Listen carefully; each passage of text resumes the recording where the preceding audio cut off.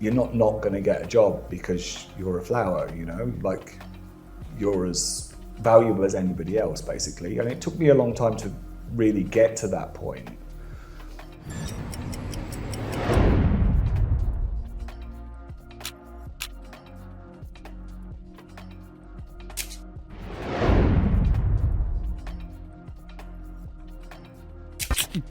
Yeah.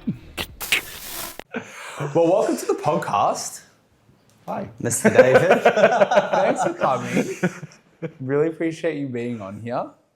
It's been a long time coming. Yeah. Right? It's been a while. Billy originally... Did you guys meet when you guys went to the Beverly? Yeah. Em introduced us, and first time I actually went there, like, it's really impressive at the Beverly. Like, it's not just a beautiful place. The service, the food is exceptional. It really is. Like, very enjoyable. Yeah, I agree. I think we should just quickly... Get it close. It's so far away from his face. It's not going to be able to... We're not going to pick up shit. I mean, even the oysters I had on Friday, yum. Yeah. I don't know what you put in them. Yeah, we're lucky we've got a really good crew. Yeah? Yeah, we've got a good crew. So how, we'll talk about that in the podcast. So if this is getting a bit too up in your grill, let me know if it is. Okay. That's all right. So yeah, why don't we start with a little bit of like, how did you get here, really? Yeah, we read in your story, you Where started where your did you apprenticeship grow at up? 15. Yeah. Yeah. What was life like before that, and then what was life like after that? Oh, God. It's a long time ago. Let me see, because this is right in your face. Oh, that's a wee bit better, There actually. you go. It's like trapped. We keep...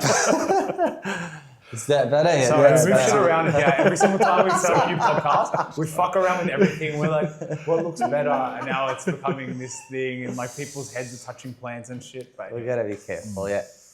Cool.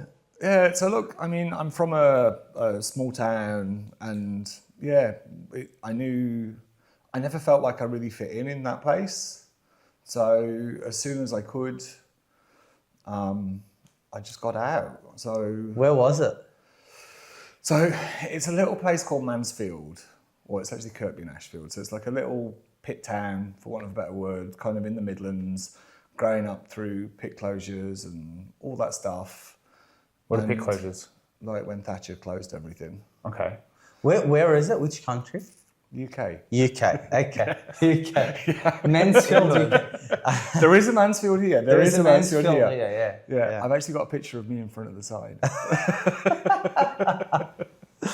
Okay, so just didn't It vibe. didn't vibe, wasn't my tribe, knew that it wasn't right. And as soon as I could, which is why I left at 15, left school early, luckily managed to get a really good apprenticeship gig, which was for Raymond Blanc. So down in Oxford. At the age of 15. Yeah. How Just did you quickly- get sorry. Yeah, you go. Just quickly, that whole like you're leaving at 15, like that's a pretty big step. Big step. Like, what was your family thinking? Like at that time, like what was also making you feel like were you feeling like were getting pushed out of the town, or you wanted to leave, or what was the go? Yeah, I guess, you know, at the time, I'd not come out as gay. And didn't really realise even what that meant then or how that resonated, but just knew that I didn't fit in and that I wasn't the same as everybody else and had to find an out.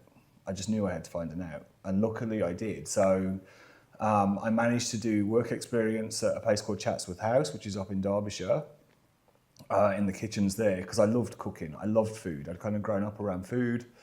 And my auntie, who used to bring spices and stuff back from all over the world, and loved food. So I knew there was that connection. Not really massively academic, so I didn't do, you know, school was never really a, let's stay at school and do A-levels and stuff. Managed to get this gig up at Chatsworth House, and the head chef there kind of luckily liked me, took me under his wing, and set me up with an interview for Raymond Blanc. Wow. And you got that. Yeah, and got that. So I went down there, did the trial, spent the day. The head chef there kind of went, do you know what? Do you want a gig? Do you want a job? Come and do your apprenticeship. and that was that. And at Where did you 15, live, like at the age of 15? So, We had to, because it's in like a wee village, like it's in a really small little village on the outskirts of Oxford, you kind of rent rooms. So for the first couple of years, I went and lived with a family there. So you just rent a room, I could walk to work.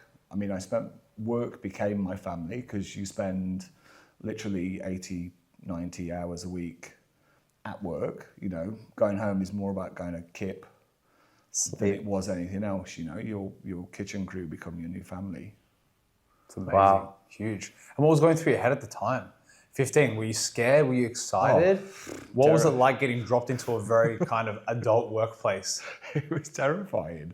You know, the head chef was lovely, but he could be a bit of a monster. You know, you're going back into, 90s Michelin where, kitchens got quite heated. You know, there was violence, there was aggression. It was very macho, very aggressive. and really aggressive. did it have 2 Michelin stars? Yeah. Or Yeah, 2 Michelin stars. When you started working. Yeah. Jesus, fuck. Yeah, it's hectic. That's hectic. So it was, yeah. it was pretty full on. Yeah. And I think for the first couple of years, I just focused on that and focused on learning. And, if ever there was an extra shift, I'd be there, I'd stay late, I'd come on days off. If they were doing something new, I'd try and finish all my prep so that I could go and jump on with the other grown-up chefs. And it kind of set me up in good stead because then they all kind of they looked after me, kind of. Were you the youngest, obviously? Yeah? Oh, yeah. Yeah. Yeah, by a And country mile. what was your motivation doing 80, 90 hours a week? And like what did you want or what? It's just what you did. Yeah. Like, I didn't know any different, It's not like now where you do, if people work over 45, they start cracking it. That was hospitality back then. And you didn't want to go to school? No. No, definitely not. School was not a fun time for me. What, because of the academic side? Yeah, academic side. Social. Side, also because I didn't really understand who I was then, or that was okay to be who I was. Yeah. Because it just wasn't the same as it is today, where it's on TV or it's in the media, Of or course. it's all that stuff. It was, nobody talked about it, especially not in a little pit town in the arse end of the UK. Yeah. What year was that? So you're going back to 90, I start the man one, 94, 93, something like that. Definitely things were like a lot different. Very different. Yeah. Yeah. When you were coming into that workplace, the kitchen, things got heated, aggression, violence, all that kind of stuff. Did you feel how did that play out with kind of like who you were as a person at that time? Was it like, okay, this is just how it works, so I'm going to be the same? Or like, because you seem like a very chill guy now, that's why I'm asking. Yeah. There was a turning point for me. So at the time, you didn't know any better. So you just got on and kept your head down and tried not to get something thrown at you or try not to fuck it up and just get on, and learn. And then I remember one day I was on the fish section, really crazy service. One of the other chefs fell over. He had to run out and grab something through service. One of the fish chefs fell over through the service, like middle of Saturday lunch service, to get something out of the fridge. And instead of going down to help him, I actually just stepped over him, went to the fridge, came back to the section and carried on cooking. And then on reflection, I was like, that's not okay. That's not the person I want to grow up to be, like. And how old were you at that point? 20s, early 20s. Oh, so you stayed there for a while? Yeah, I was there for 3 and a bit years. Okay. And then I still did other like fine dining restaurants, and I went to work for Nico, and I did the stages. So I went off to. Luckily, I won this competition, and I went to work for Charlie Trotter in Chicago. What's the competition? It was like a competition in Oxford for chefs, basically. And the prize was you could pick a restaurant where they'd help finance you to go and do an stage. So and at the time, Charlie Trotter had just launched all these amazing vegetarian cookbooks. Like his images were beautiful. Everybody was copying him. He was like the, renowned. So of course I picked Charlie Trotter. So luckily I managed to go and work in Chicago for a little while, and they paid for most of it. which was great experience. And you work for free, and work let me have time off to go and do it. Beautiful. Yeah. And what did you have to do to win it? Cook. So it was whoever had the best dish, they went. Yeah. Ah, okay, cool. Yeah. And like back at your time with Raymond, like, so were you working directly with him or like with the crew, or how does it work? Sometimes, like, I mean, he'd be in the kitchen at some point through the day, but he also had a head chef. You know, like the manoir was a bit of a beast. Like, you'd do a lot of covers. It was a hotel. You'd do a lot of functions. So you'd have a head chef and a team. So normally I'd be with his sous chef or one of his head chefs, or even his CDPs, like his senior CDPs. Training. And how was it like to work in a 2 Michelin stars, like compared to other kitchens? It was tough. It was really tough, and it was tough love. You know, if you fucked it up, they let you know. You know, but at the same time, it was fun. Like, I've still got friends, some of my best friends from that time, that we still see each other. We're still in touch. We go to each other's weddings, birthdays, that kind of stuff. So it through that adversity and that real hard work, you form really strong bonds with people, especially in those formative years, you know. Camaraderie. Yeah, because you're kind of all in it together. Yeah. And in terms of like with the Michelin stars, right? Was it something that you guys were thinking about while you were working, or it's just like, we're just doing what we need to do, we're like head down, bum up? I think at the time he was surviving. Yeah, I mean, I guess there was an element of that. There's an element of perfection. Like, there's a lot of, it's a pissing contest. Everybody needs to be faster and better and more precise and, run their section better than everybody else, be across everything. So yeah, you were always conscious of that. You're always trying to lift your game and be better than anybody else next to you. Yeah, for sure. Do you, like, right now with what that period of your life gave you, kind of take those Michelin stars expectations and put in your kitchen, or is it like that for you it doesn't matter that much now? Like, I know there is a Michelin stars here, but like there is hats, there is whatever. There's still elements you take from that. Like, you're always striving to be good, and definitely techniques and skill sets that I've learned there, I still use now. Like, I still cook in a really French way. Like, there's, Beverly may be SoCal, but a lot of it's not local, basically. Like, there's a lot of butter, there's all that kind of stuff happening, So techniques for sure. I try now and run over the years, though your viewpoint of how you run a kitchen changes. Like, maybe a decade ago, I did run a kitchen in a very different way than I do now. Whereas now it's very, my guys all do 3.5 day weeks. They're all 4 day weeks. So they all do their 3 days off. So there's work-life balance, and it's about culture and creating and accepting diversity. We have lots of women as well as men in the kitchen, and it's open to all, basically.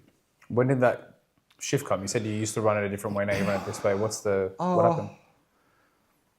I think I was probably less forgiving than I am. I think I've mellowed quite a lot with age. The things that used to be, that I'd see and think, right, well, that's a massive problem, I've kind of softened a bit, and now it's more about mentoring people to make better life choices than it would have been a decade ago, where you'd tell them, what the fuck are you doing? Get over it. Or you fire them. Yeah. And then, like, obviously 3, 4, 5 years in that place away from like home and family, how were you growing up on a personal level in your journey? And were you like, did you know, I want to just do this thing for the rest of my life? Do I want to move back? What was going on in your head? Oh, for sure. I mean, no, never wanted to move back. No, you just knew it. Yeah, I knew that it's not my place. And I do. I actually went back recently because I had somebody that passed away, and it's probably the first time I've been back to my hometown for probably maybe 5 years. And as I got on the plane to come back to Australia, I knew I'd made the right decision. Like, as much as I miss family, I miss friends, I miss those things now, it was still the right life choice to make. And if I got the time again, I would make it again. Yeah. And at what age did you move to Australia? 28. Okay. Yeah. So 28. quite Pretty young. early on, yeah. Yeah. So, and I've been here on and off. I moved here at 28. I was here for like 8 years and then moved back. So I moved back to London, did 4 years in London, then 4 years in Paris, and then came back to Australia again. Okay. What when you first came here, you first went to Tasmania, is that true? Yeah. Tasmania, yeah. And you were at that Love Tassie. restaurant? Yeah, the Glass House. Yeah. Love Tassie. Yeah. And then you went from there to Melbourne? Yeah. Yeah. Yeah. So my partner is from Melbourne. Okay. So my poor long-suffering partner, Yeah. for 18 years, is from Melbourne. And through COVID, we were in Tassie.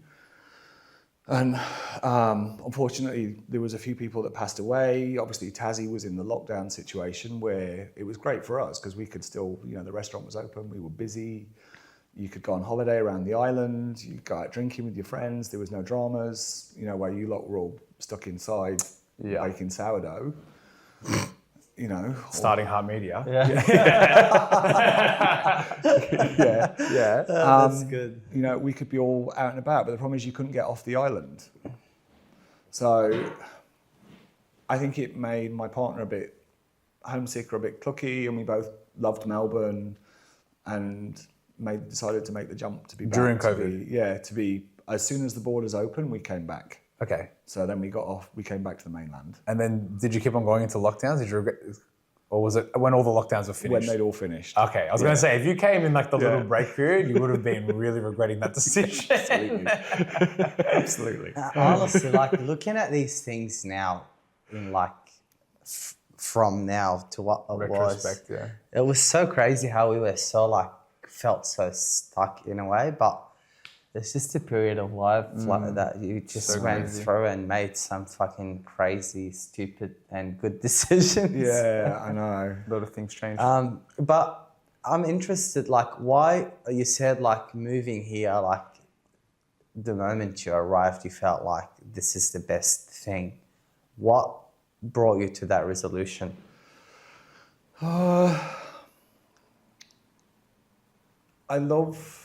So I first moved back to Sydney. So I had actually a really good friend that I met at the Manoir had moved to Sydney. So I came out here on a 4-week holiday to come and say hi, and there was a birthday or some sort of shenanigans going on.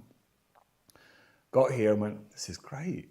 Why am I in the UK? It's cold and, it's wet and there's beaches and people are beautiful and everybody's really happy because it's lovely and there's barbecues and we've got that positive culture, relaxed culture, Yeah. So got back, did like another 6 months of wherever I was working and went, you know what?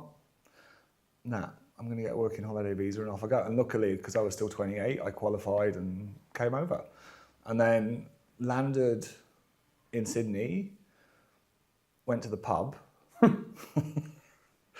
ended up chatting to a bunch of randoms. One of them had just bought a restaurant and needed a head chef. And then... Which restaurant was that? Was it the was Tapenade in Paddington. Oh, yeah. So I ended up being... That was when I was 28. So I ended up being in Paddington working for 4 years, and it was a great restaurant. We'd do our split and go swimming in the ocean. You'd go down to Rush Cutters, jump in the water, or you'd run across the Royal and have a couple of beers.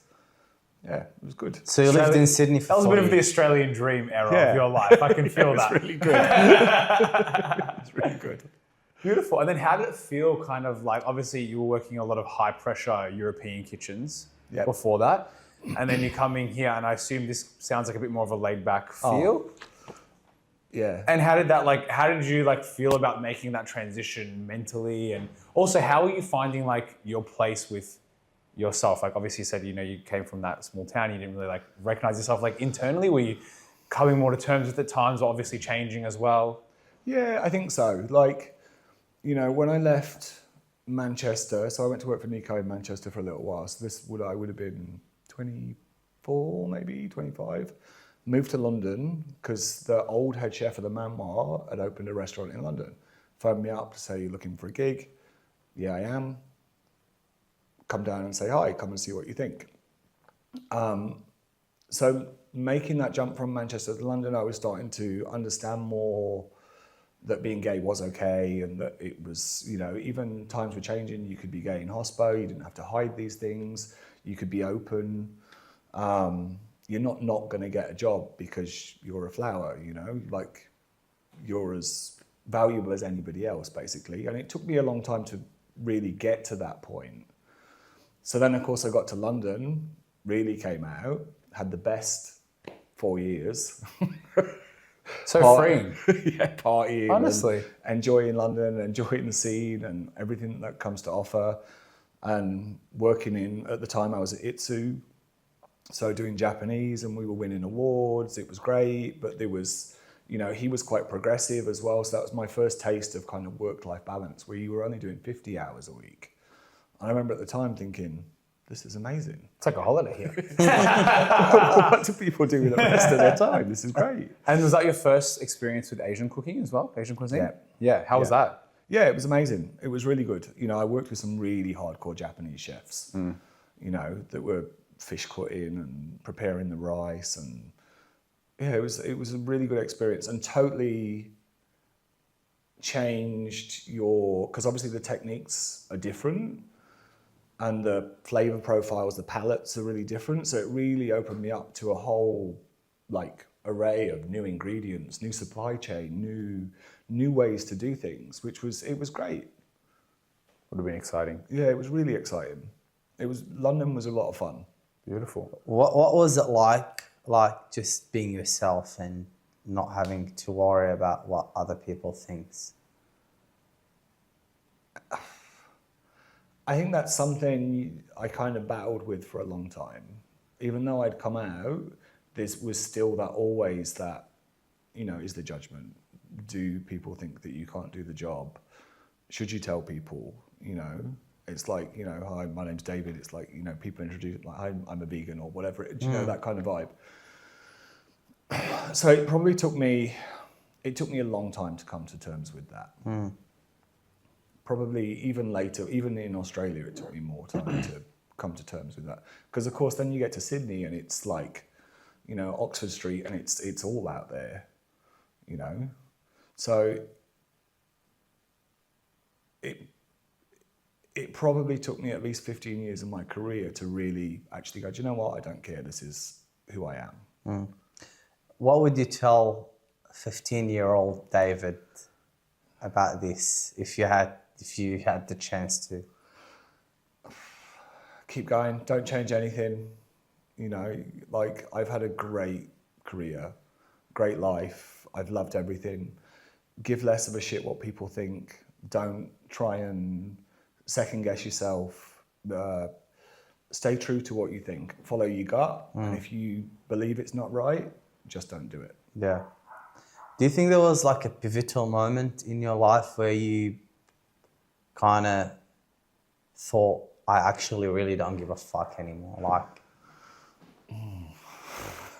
Yeah, maybe.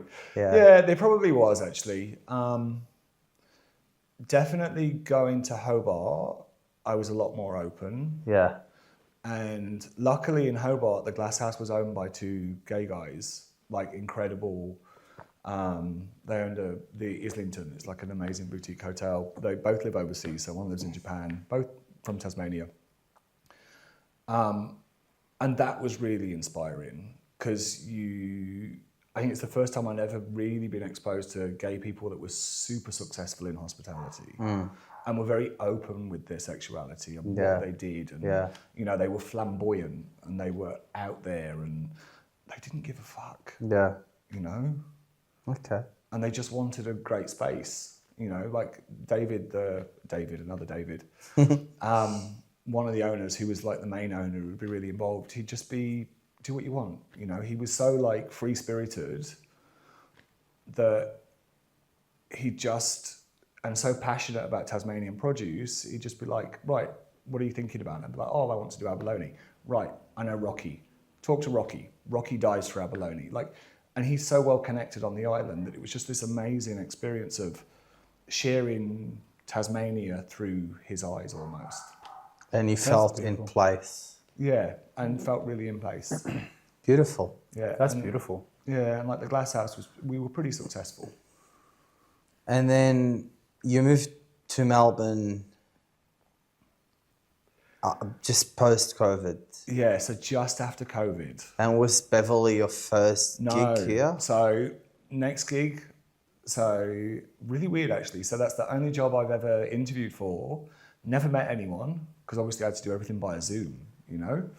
Never met anyone, never seen the venue, never seen the space, never touched the kitchen, because normally you go in and make sure that you think this is going to be the right move, you know. Yeah. So everything was via Zoom. So I ended up out in the Yarra Valley at a winery out there, Dominic Portet. Yeah. Makes amazing wine and great restaurant, like beautiful vineyard space, but just not quite the right space for me, too quiet. You like a bit more pressure. Yeah. Yeah. Yeah. Okay. So you worked there for... A year? Okay. You just didn't find it like stimulating enough or something. Yeah, it was just too quiet. Too quiet. Yeah. Like, 40, 50 covers. I know some chefs love that because it means you can be particular, like, and you can get really involved. And to a certain extent, it was fun. But I like the bigger team. I kind of like the hustle and bustle. I like the stress and the pressure and I like a really busy service. Yeah. And how did Beverly happen? So through a recruiter friend, I kind of saw the ad go up. It was on with a recruiter friend of mine. Started talking to Cam probably about this time 3 years ago, actually. So we were talking for a couple of months, mapped out a few menus for him. I think we both kind of sussed each other out, to see if we were going to get on working together. And then we opened. So, I started working for them in the December, and then we opened in the March. Beautiful. What year was that? This December will be 3 years. Beautiful. So 2022? Yeah. Yeah. 3 years on. Yeah. Beautiful. And you love it there. Yeah, I love it. Yeah. And is it like your biggest gig in terms of like teams and covers and or was it different to anything you've done before or? No. Because it's a bit of an entertainment place. It's like the food is incredible, but it's also it's very entertaining, the place, the location, the vibes. Yeah, it's not the biggest team I've ever managed. So when I was in London, I used to manage 3 restaurants, and I'd have 3 head chefs plus 3 massive teams. They'd all have like 30 or 40 or 50 chefs Wow. in them. So, that was definitely never a dull moment. But it is one of the busier venues that I've managed.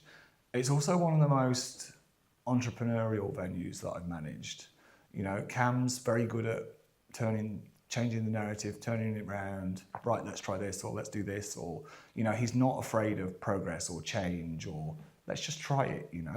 If it works, it works. If it doesn't, let's do something else. Which it makes that space constantly exciting. Mm-hmm. And I get to work with great people like Em, and we've got a great team. And do you feel like, I don't know, like you found your home in Melbourne in things, or are you still open for adventure and? Always open for adventure. Yeah. I think I'm part gypsy. So yeah, I love Melbourne. Totally love Melbourne.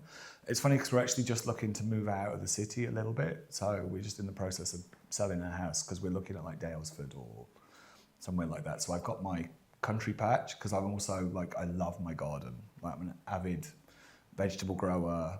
Where are you living now? So we're in Noble Park now. So we've got kind of the traditional Australian block, 2 dogs, all that sort of stuff. But need a bit more space. I want to plant an orchard. That kind of stuff, I love that. A big land. That's beautiful. Yeah. Dalesford is nice. Dalesford's fucking expensive now, though. It's getting there. Yeah. Dalesford? Yeah. Yeah. Yeah. But it's beautiful there. Yeah, so that would be nice. Still commutable to Melbourne. Like I still want to be close enough so I can keep working at Beverly, and but then on my days off, I've got that country. Yeah. You know, my days of going out partying and disco dancing till the wee hours are definitely behind me. Yeah. You're more of a wholesome journey. Yeah. Now, by the sound of things. Yep. In terms of the whole garden and everything, and like your passion for growing your own produce and all that kind of stuff, where did that come from? I guess it's sort of developed more in Hobart. Like in Hobart, we had this amazing house and it had a small orchard on it. And because I'd started going out, like I've always gone and visited farmers and the producers that we're working with, but never on that scale. Never like in Hobart, I could literally 90% of what we served. I knew the field, the farmer, how they'd grown it. I've seen them, I've met them. They've turned up at the kitchen door with a big box of whatever, or an animal, or whatever they've shot or caught. Or like, I mean, I literally used to have a boat pull up at the front of the pier that the guy had just been out and caught the fish.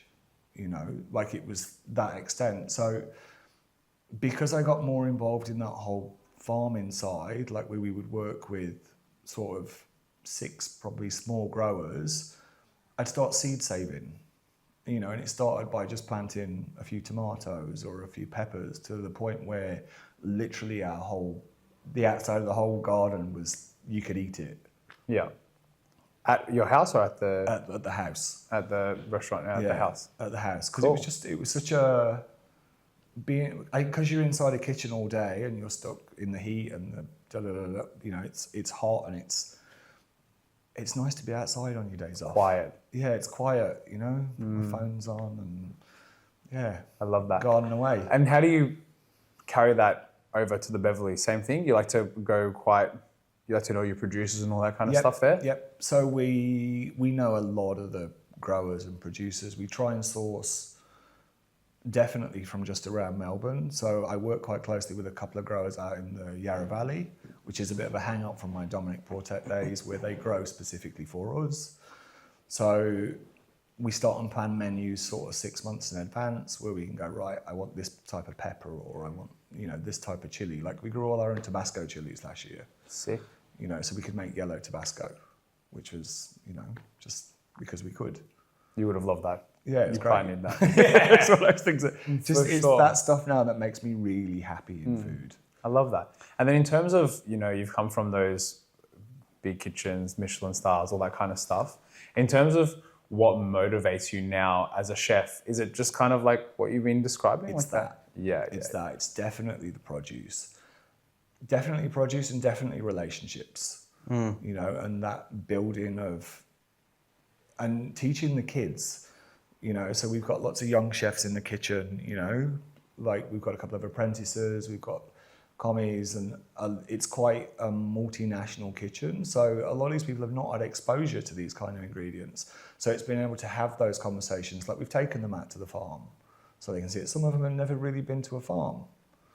You know, they can touch the dirt, they can see where it's planted, they can see how, and start to really connect the dots of why you look after the produce, and you are only as good as the produce you buy, and how to turn that into something that's a finished, delicious dish. Beautiful. Let's go back to life. Let's go back to life. So you're here, you've got your dogs, your partner. Yep. You got your life. You love Australia, the beaches and everything. But home is in the UK. And from a personal experience, there is this like confusion of like what home is. You know, like you get a great life here, but like the family, you know, your family or my family, or, you know, like your friends growing up, like nephews, nieces, whatever is there. And there's that confusion of like, what is life supposed to be? And, you know, like so many things on what home is. What's home for you? And like...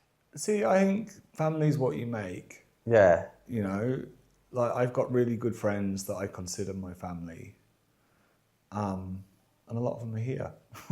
So, you know, I don't know whether I'm lucky or whether I'm a bit odd. Like I've been with my partner for 18 years, who's long serving and long suffering. I'm sure your partner speaks so highly of you. I'm going to say, like, yeah, like He's amazing. Like, he is amazing. It's hell to get to be with you, but I'm sure that it's actually pretty good. I'm sure he eats a lot of really nice food as well. So life couldn't be all that bad for him. You know, well, he has to put up with the hospo hours and everything else. You know, so I think home is what you make it. Like the UK. I don't call the UK home anymore. I call Australia home. Like if I'm getting on the plane, I say, "Oh, I'm going home to Australia," because it's where I live. It's where my family is. You know, and you're in peace with it. Yeah, absolutely. Yeah. And how does it feel like going back to where you grew up? I get For everybody listening at home, he just made a face like he couldn't give less of a fuck about it.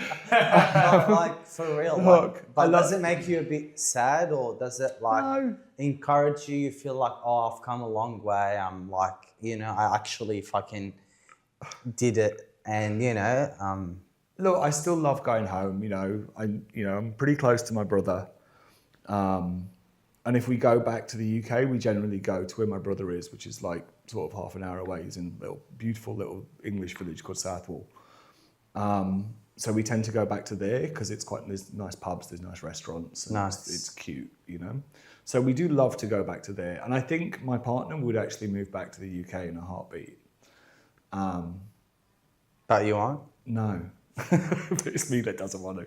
So wait, your partner is originally from the UK? No, my partner's from Melbourne. Okay, but you're saying move back because you lived there for a little bit when you did your London stint. We met in Sydney. Yeah.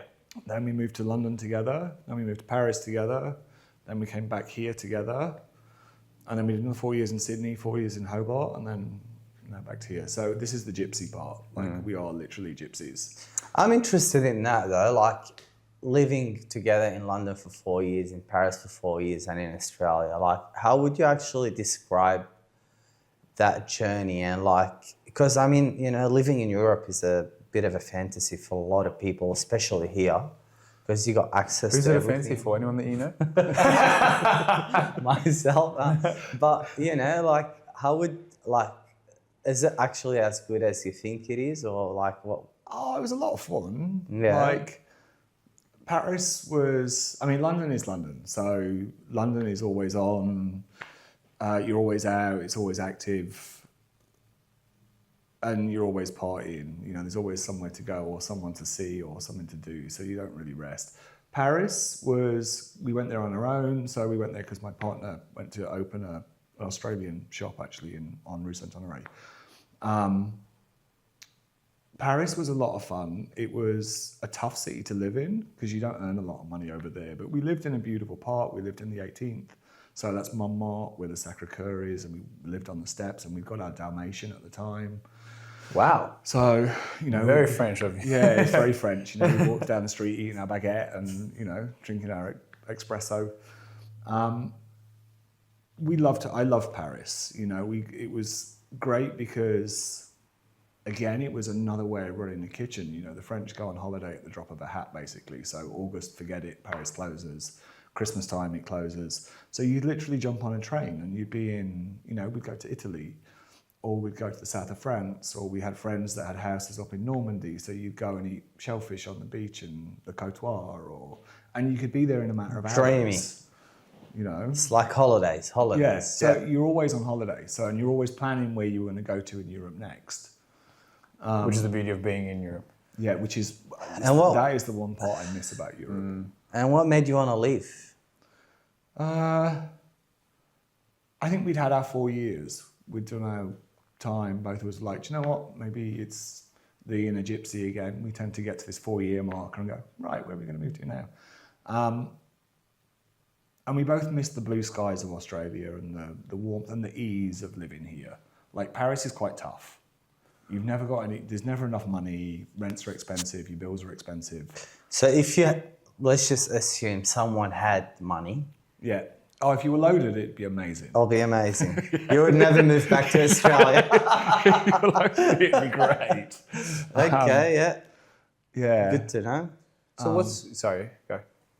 Yeah, but moving back to Australia, it was about ease. Both of us knew that it's a much easier, simpler, warmer existence. Yeah, okay. Warmer. Yeah. Fuck me, like warmer than Yeah, this I know, morning. right? That's crazy. What's so how many years are you now back in Melbourne? You've been here for a while now? This will be 4. So Dalesford. this is becoming the thing. That's the 4. Dallas The 4 years. Yeah. And then what's your end goal? Like it seems like you're coming into quite a peaceful existence. You like your orchids and everything. Would you like potential? Like what are you thinking? This is it. I think this is the end goal. Kind of moving out, starting to set ourselves up for the future, I guess, and whatever that looks like. Planting the orchard, having that peace and that sanctuary, sort of getting out the city a little bit, starting to think about slowing down slightly, probably. You wouldn't want to because I feel like I could really see you just being like a small producer, maybe even for Maybe. a restaurant or something. Depends how much land we buy. Growing something very small back. Well, you could always buy more land. That's the beauty of it. Look, it's not off the cards. I think that's one of the... It's actually interesting you've said that, because that's one of the things that's in my head with the orchard. So I'm researching at the minute heritage varieties of things that I know I can't find, that I, as a chef, I know I can't buy here. So maybe in 8 to 10 years, when, I'm not wanting to spend 12 hours a day screaming service and running around kitchens, I've got something else I could do. I could produce and supply restaurants with these things that I know that is hard to find here. You might even surprise yourself and open up a very small restaurant in Dalesford that doesn't do 450 covers, and you have quite a personal experience like that. I feel like that would really suit you. I obviously know that you're different in the kitchen, but yeah. What do you think of the Australian food scene compared to something like Europe? Seeing as you've done so much travel, you gypsy. That's an interesting one. I think Michelin stars are better than hats. I think if you go back to Michelin, definitely in the UK and in France, I think the food scene there is... I think there are some great restaurants here, and I think there are some people doing amazing things. I'd never take that away from anybody here. I think some really brilliant food. But I do think the Michelin scene in the UK and back in France is stronger. What you're saying is the judgment of what a restaurant score is way better from a Michelin than the guide here, basically. Which is, they're completely two different organizations. It's two different organizations. Yeah. I think in terms of the standard is definitely higher. Yeah. I think for some produce, and that would be the same over the other side of the world, I think for some produce it's probably a little bit better over the other side of the world. And I think there's a little bit of trying to replicate Europe here with not necessarily the right ingredient that's come out of the right terroir or the right environment to produce that dish. And I think maybe there's the skill sets over there, like over here, the skill sets within the industry is declining. Old chefs like me, there aren't a lot of us left in this industry. Why do you think so? That's a really big question. So I think hospitality was a little bit broken before COVID. This whole expectation of making people work 60 hours a week when you're only paying them for 45. I think the generations after me don't want to do that anymore, and they find that quite difficult and quite challenging. So I think people aren't necessarily coming into our industry. I think it's probably my generation that broke our industry from that sense. It's all your fault. I know, right? And then COVID hit, and a lot of people that were sort of my age or around there went and got other jobs, and they never came back to it. So now, instead of getting a CDP that is 8, 10 years experience, you're looking at 4 or 5, and they think they can already start to run a kitchen. You know, whereas 20 years ago, that would definitely not have been the case, because you're still learning and you're still growing. Yeah, crazy. I actually was back to the Michelin. I've been watching the new show called Knife Edge. It's produced by Apple TV and Gordon Ramsay. Okay. And it's basically chasing Michelin stars and the process of like what a Michelin star inspector does, and you know, like how like secretive they are, and like how people actually get so obsessed with the idea, and you know, if they get a solar diner in, like, you know, just it's so intense. Yeah. Obviously it's a TV show, they make it like dramatic as fuck, but it's like it's very big, like in America and Europe, and like intense. And But that is what it's like. yeah, You know, kitchens, restaurants back in Europe, they are really intense. And especially in those Michelin-star settings, people push and they work hard, and they, you know, it becomes all consuming. It takes over your whole life. yeah, I guess the good thing about hospitality is that there's so many levels to it, and you've experienced many of the different levels. And it's like, okay, if you do want to go and chase excellence, there's that route for you, and you're going to work like a dog, and that's what it's going to be. But you might actually end up working in one of the best restaurants in the entire world. And if that's something that you think will validate you, then that's fantastic. Yeah. But you could also work in a smaller restaurant that does less covers, and you can like be more intimate with the menu and everything. So I guess it's good at every level. I think there's a bit of a shift coming within the industry as well. I mean, especially here, there's quite a few people now they've opened these small dining restaurants where it's, you know, 10, 15 covers. You know, it's only open on a Thursday, Friday, Saturday night, or maybe a Sunday lunch, and you know, it's them and somebody else. And I think that's great. You know, it's really great. It still gives you that work-life balance, but you can still be as intense and passionate about what you do. What do you like about being a chef? Oh, lots of stuff. Yeah. You know, it is, I mean, it does take over your life, for sure. But I still love that intense connection to something you do as a ritual every day. You know, everybody eats, you know, you eat 3 meals a day. So having that ability to choose my own adventure, you know, and years ago I would have loved the travel, you know, the ability to be able to just pick up your knives and go, do you know what, I think I'm going to pop off to Paris and, you know, be there for a bit. So I think it opens a lot of doors that some industries maybe wouldn't necessarily open in the same way. That's a very good point, actually. Yeah. I don't think we've had that one before. So travel was definitely a big one. I mean, within kitchens, even though you don't speak the same language, if you're in a different part of the world, there's definitely a universal language that you all understand. You're ready for service, your mise en place, so that translates so well. So you literally can be anywhere. But I definitely think, for me, it's still all about food and people. You know, I love now, one of the things that makes me really happy at the minute is, you know, a lot of my team is a lot younger. So sometimes I feel a bit like granddad, stood on the pass, you know, but them telling you their stories of what they've been doing or what they've been trying, or, you know, even if it's just their party stories from the night before, you're still engaging with that younger generations and seeing new things, and that's, you know, it's great to be in touch with all that stuff. And then I think in terms of food, you never stop experimenting. Like you never stop learning. It's a constant journey. So you're still always, like even me after 30 years cooking, I'm still evolving. You know, what I thought was delicious 10 years ago, I don't necessarily think is now.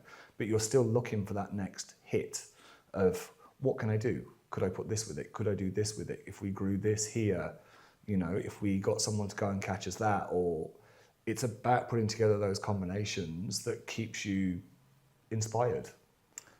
What's like your creative process behind making a dish? Like, I mean, I'm not as crazy as I used to be years ago. You know, years ago I could have walked in and changed a menu in a day because I decided I didn't like any of it, much to some owners' annoyance sometimes. There definitely is a process. I tend to find when I'm in the middle of a big menu dump, I tend to wake up very early. You know, the first thing I do when I wake up is I'm still thinking about food, or I'm thinking about a dish, or I'm thinking about that idea. Part of the journey is I'll start and look at seasonality planners. So I get a lot of my suppliers to send me what they've got in the ground and quantities of when they think it's going to come up, or what they think they could catch, or if the water's running cold, or what's going to be really good at this point, or if there's a quota on something, or if they've got something that's reared to a certain age at a certain point. Then that's kind of part of my process now, because instead of trying to create a dish when you don't know what's there, you're now going, I've got this, this, and this. They're all going to be good in February. Great. So how are we actually going to put all that together? Is it one dish? Is it two dishes? Is it, you know, a main, a starter? Is it dessert? What does that look like? beautiful. That sounds really like, do you write things down, or is it just in your head? Some of it I know because I know intuitively now through experience, age and experience. Some of it I do. I write down and I plan. Sounds so fun. Really, it does sound so fun doing that, coming up with a whole menu. Yeah. What kind of scares you now? Not a lot. Yeah. What scares me? I think after so many years, I've seen most things that can go wrong. So definitely not restaurants don't scare me anymore. I still get nervous before I know it's going to be a really crazy night. If I know it's going to be like New Year's Eve, for me is always one of those big nights where I always think, you know, at the end of it, I'm actually it's going to be amazing, or I'm going to have a stroke. Yeah. Because you've got so many covers, and it's that expectation of it's got to be perfect. You know, it's just their New Year. This is something they're going to remember. Or weddings. Like, I'm not a big fan of doing weddings, because if the food's crap at a wedding, everybody talks about it. Everyone talks about it, yeah. You walk away and they go, yeah, it's great, but the food was crap, you know? Yeah. And you don't want anyone remembering their wedding that way. So that kind of stuff still makes me nervous. But in terms of being scared, I've kind of seen most of it now. Yeah.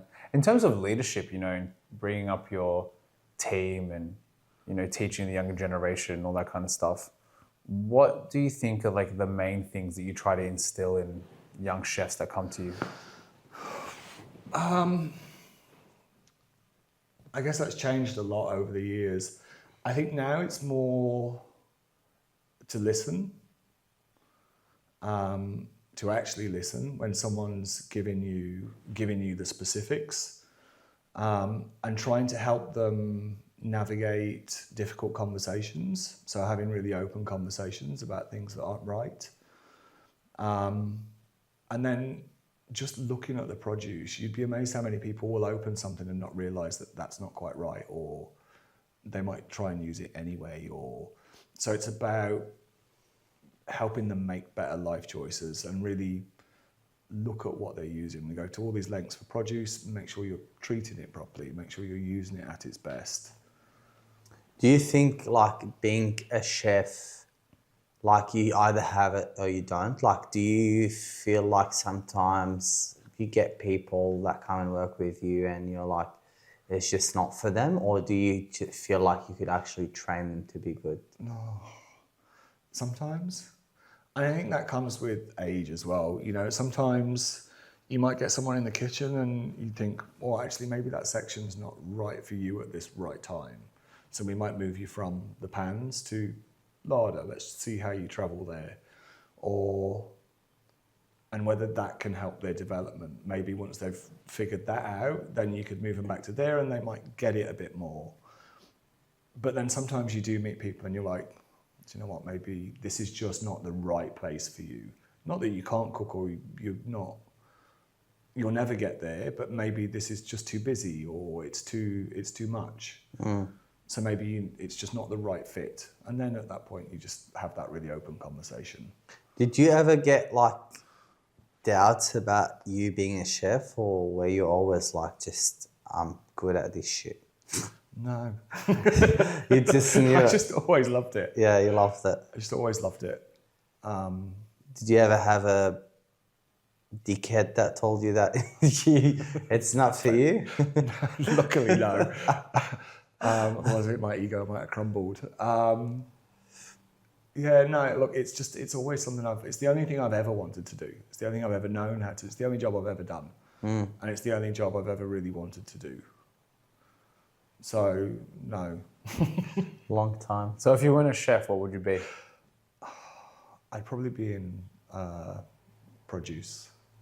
Yes. I think being outside, growing stuff, there's a beauty and a serenity to it that I love. Beautiful. And what's like next for you now? Survive summer as we go crazy. So as racing season finishes, then summer and Christmas parties ramp up. And then keep trying new things with Beverly. You know, keep progressing, keep changing, keep evolving. Have fun. Yeah, have fun. Yeah. Beautiful. You buy a third dog, orchard, Yeah. move to Dallas. That's a big thing next. That's next year. That's a big thing. Yeah. Fantasy? You go. You go. Serious? Yeah. So we have a question. If you could collaborate with anyone, time and place not an issue. They could be Nike, they could be Michael Jackson, they could be, I don't know, anyone. Doesn't matter what field they're in, what profession, food, not food, sport, fashion, like whatever That's easy. Yeah? Yeah. Go. Oh, Madonna. Madonna. Yeah, I love her. And what would you do with her? Well, I don't know, but I'd do anything. Like, she just reinvents. I'll do anything. She does though. She's still so relevant. She's absolutely relevant. Yeah. I mean, she reinvents herself every time. Yeah. You know, and I think that's something that I love. It's something that I try to do myself, you know, through food. You're constantly reinventing yourself. So I've got a lot of respect for anybody that does that. And she still looks amazing. So I'm not going to ask you to sing a Madonna's. no, don't. Nobody needs to hear that. You could. Beautiful. Well, thanks a lot for sharing your story with us, actually. Thank We you. really appreciate it. That was beautiful. It's been beautiful. Thank you. We got to Thanks for take the chat. Taran to Beverly and Make sure you come say hi. Yeah. Come past, grab some food. Yeah. Thank you very much. That's it. Thanks.